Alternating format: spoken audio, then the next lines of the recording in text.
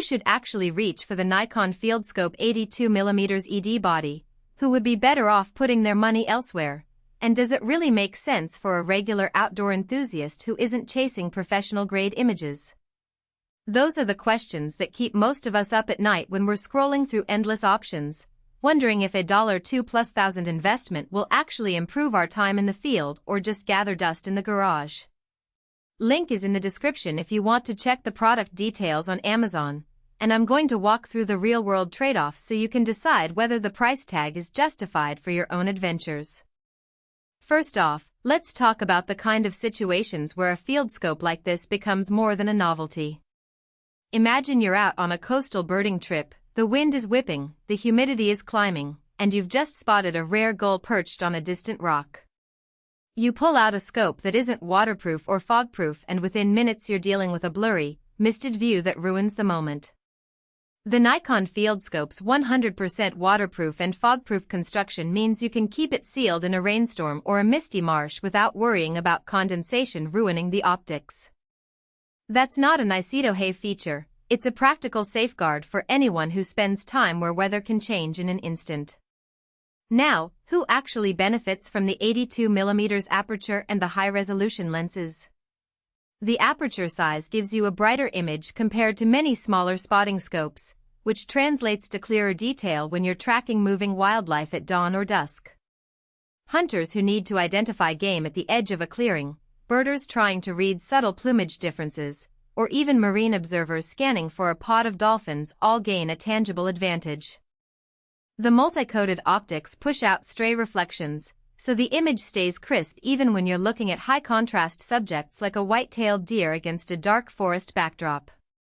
On the flip side, that level of glass performance comes with a trade-off in size and weight.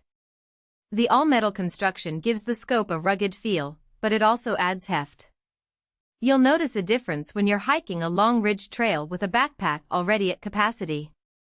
It's not a piece you can just toss into a pocket, you'll need a dedicated carrying case or a sturdy tripod. If you're someone who prefers a featherlight setup for quick, on-the-go trips, you might find the Fieldscope a bit cumbersome. One of the subtle strengths that isn't always advertised is the sliding sunshade.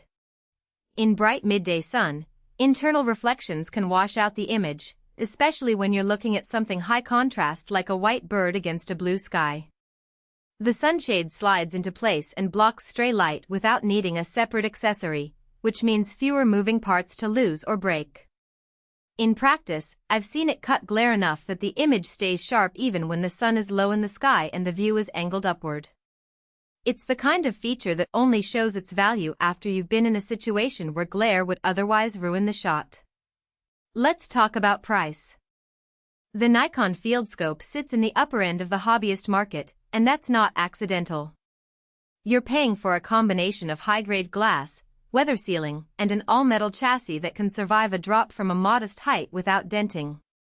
For someone who only plans to use the scope a few times a year on calm weekend outings, you might find more bang for your buck in a smaller, polymer body model that still delivers decent image quality. However, for a serious birdwatcher, a dedicated hunter, or a coastal researcher who needs to rely on the instrument in harsh conditions, the added durability and optical clarity become cost-justified. A practical weakness worth mentioning is the lack of built-in image stabilization. The Fieldscope delivers an incredibly sharp static image, but at higher magnifications any hand tremor becomes noticeable. This isn't a flaw in the optics, it's simply a limitation of the design. Users who need steady views at 60 or higher will almost certainly want to pair the scope with a solid tripod. If you were hoping to handhold it for quick glances, you might find it tiring after a few minutes. That's a hidden trade-off many first-time buyers overlook until they're on the trail. Another point that can trip up the unwary is the focusing mechanism. The high-resolution lenses mean the focus ring is precise, which is great when you're dialing in on a distant target, but it also means there's less give if you're moving quickly from one object to another.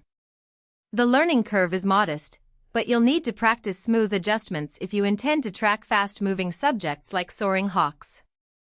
It's not a deal-breaker, just a nuance that separates casual users from those who want the most out of the instrument. If you're wondering about accessories, the all-metal body makes the Fieldscope compatible with a wide range of third-party mounts and tripods, which is a plus for people who already own a